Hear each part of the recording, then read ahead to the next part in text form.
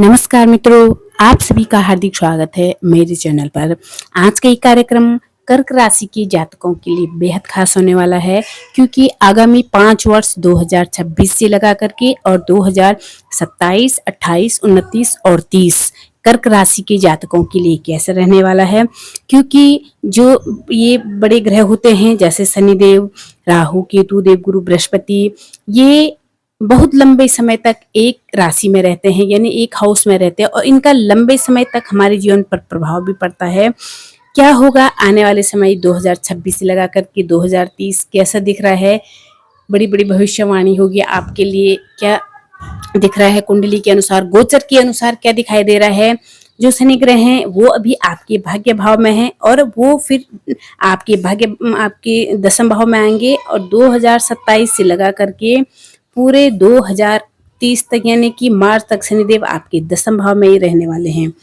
तो अब जैसे राहु आपकी अभी अष्टम में है और फिर आपके सप्तम में आ जाएंगे 1.5 वर्ष तक। आने वाले समय में ये क्या करने वाले हैं डिटेल्स में जानेंगे, और जान जाते हैं कि आपको किस समय कौन सी परेशानी आ सकती है और किस समय में आपको सावधान रहना है।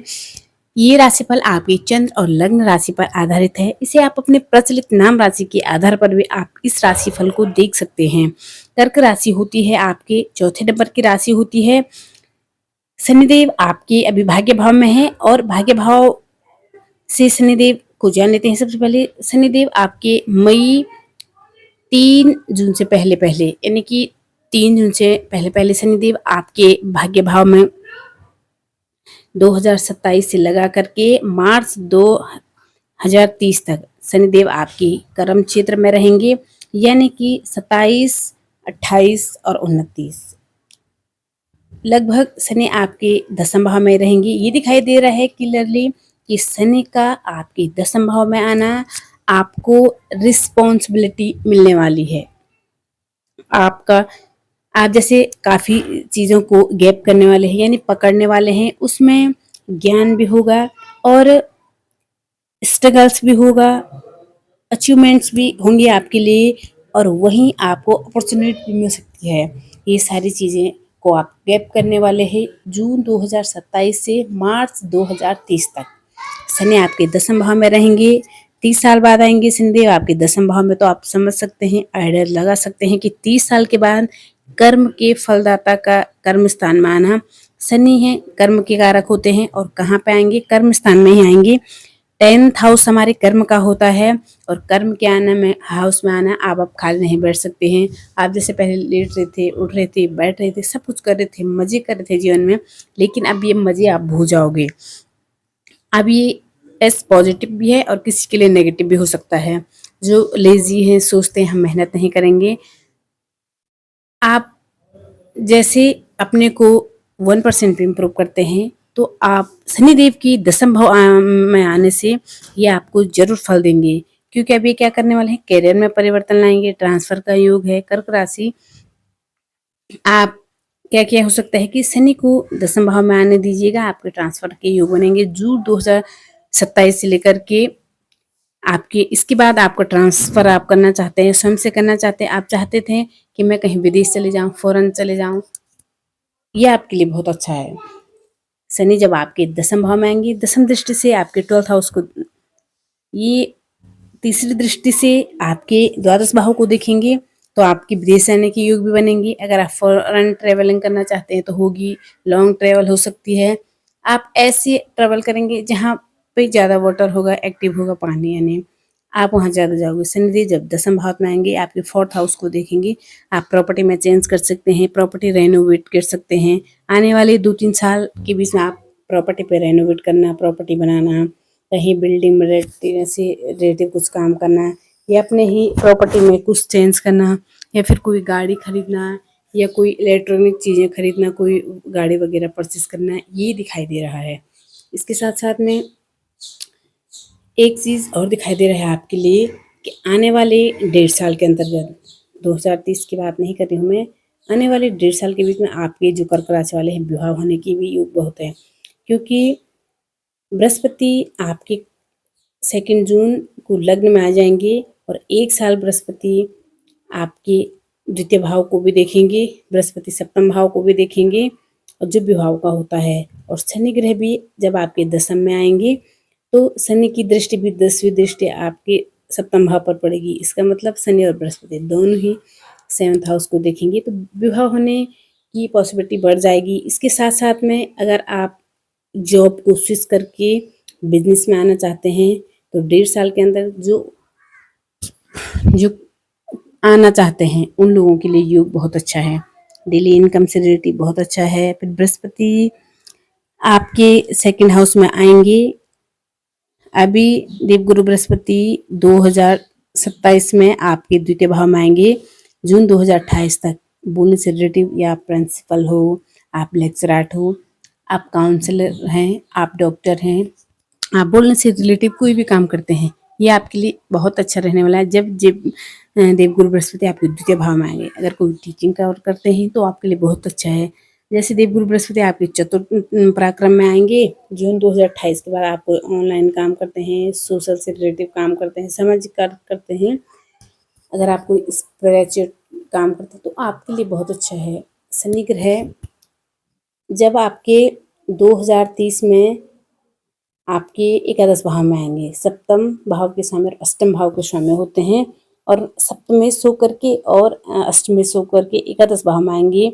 जब 7th लॉर्ड आपके 11 भाव में आएंगे यानी कि 11th हाउस में आएंगे तो ये लाइफ पार्टनर को प्रॉफिट देगा, लेकिन आपके पैसे आएंगे, प्रॉफिट भी होगा लेकिन खर्चे भी होंगे, कुछ लोन वगैरह भी लेंगे आप, ऐसा दिखाई दे रहा है। लेकिन आपकी लव लाइफ में, अगर लव लाइफ की बात करूँ कर्क राशि, तो एक चीज़ है यहाँ पर आपके लिए कि आपको प्रॉब्लम नहीं आएगी। प्रॉब्लम सिर्फ आपको तब आएगी जब शनि आपके पंचम भाव को देखेंगे 2030 में। 2030 में आपकी लव लाइफ में थोड़ी प्रॉब्लम आ सकती है। और वैसे अगर देखें तो 2-3 चीज़ों की वजह से प्रॉब्लम होगी। थोड़ा थोड़ा मूड स्विंग होना, मूडी नेचर होना, आपका सिर्फ अपने ही तरीके से हर चीज़ को सोचना, अपने ही चीज़ों को सोचना, उसको सही मान लेना, शंका कर लेना, शक कर लेना, इस वजह से प्रॉब्लम आ सकती है। क्योंकि आप कर्क राशि की हो और कर्क राशि एक वाटर साइन होती है। कर्क राशि की स्वामी बनते हैं चंद्रमा, और जो कि वो भी एक वाटर प्लैनेट होते हैं, यानी कि जलीय ग्रह हैं। उनका मन स्थिर नहीं होता है, बेहतर रहता है, यानी कि इनके मन में काफ़ी चीज़ें चलती रहती है, जो कुछ सही भी होता है लेकिन अधिकतर मोस्टली गलत होती है। ये कभी कभी नेगेटिव ज़्यादा सोच लेते हैं, नेगेटिव थॉट्स बना लेते हैं, लेकिन इसका कोई इलाज नहीं है। कहते हैं कि शक का और शंका और नेगेटिव थॉट का कोई भी मेडिसिन नहीं होती है। अगर आपको चाहे कोई भी समझाएगा लेकिन आप उस चीज़ को समझ नहीं पाएंगे, क्योंकि आप अपने मन को ही सर्वश्रेष्ठ समझ पाओगे। इसी वजह से आपके रिलेशन में, फैमिली रिलेशन में भी थोड़ी प्रॉब्लम आ सकती है इसकी वजह से। अब जान लेते हैं आगे राहु के बारे में जान लेते हैं। राहु आपके सप्तम भाव में आएंगे यानी 7th हाउस में आएंगे, और 6 दिसंबर 2026 से लगा करके जुलाई 2028 राहु आपके सप्तम भाव में रहेंगे।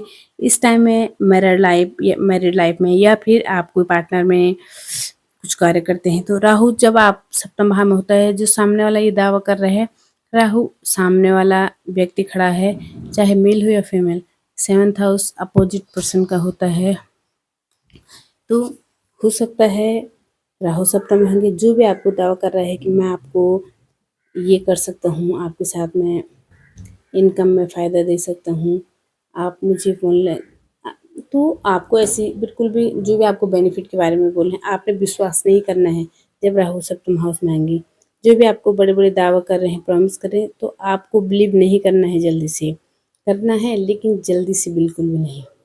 और करना तब है जब आपको पूरा ट्रस्ट हो जाए। राहु सप्तम भाव में जो भी आप कार्य करेंगे, अपना काम करेंगे, शेयर मार्केट वगैरह जो भी ऐसी चीज़ें करेंगे, थोड़ा सोच समझ कर कीजिएगा, क्योंकि जल्दबाजी में करेंगे तो आपको लॉस हो जाएगा। इसके साथ साथ में एक चीज़ और है आपके लिए, राहु जब सप्तम आएंगे तो केतु लग्न में आ जाएंगे।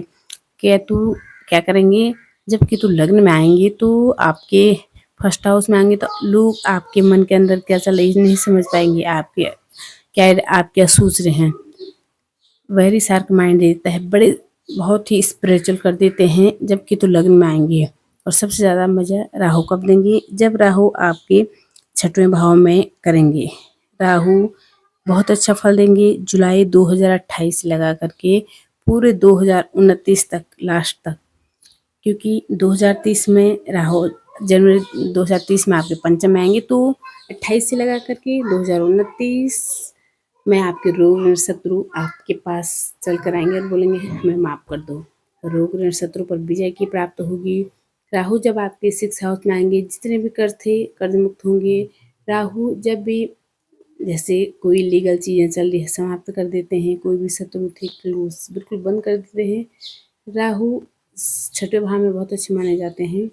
धनु राशि में आएंगे, धनु राशि में इतने पावरफुल नहीं होते, लेकिन फिर भी राहु का 6ठे भाव में आना रोग ऋण शत्रु पर विजय की प्राप्त होगी। कोर्ट कंपटीशन वगैरह अचीवमेंट्स आपको अच्छे मिलेंगे। केतु 12वें घर में रहेंगे तो आपका मन पीस ढूंढेगा, आपको किसी चीज़ से मतलब नहीं होगा, आप पीस की तरफ आएंगे। लेकिन 2030 में जब राहु पंचम में आएंगे, थोड़ा ध्यान रखना है स्टडीज़ को लेकर के, लव लाइफ को लेकर के, क्योंकि राहु पंचम में ब्रेकअप भी कर देते हैं 2030 जनवरी में, और 1.5 साल यहीं रहेंगे। ध्यान रखना होगा लव लाइफ में वैचारिक मतभेद ज़्यादा ना हो, या विद्यार्थी हैं आप 2030 में ध्यान रखना है स्टडी से रिलेटिव कोई प्रॉब्लम ना आ जाए। उपाय क्या करने चाहिए आपको? सबसे पहले पक्षियों को दाना डालें। चंद्रमा की बीज मंत्रों का जाप जरूर कीजिएगा। हनुमान चालीसा कीजिएगा, आपके लिए और भी अच्छा रहेगा।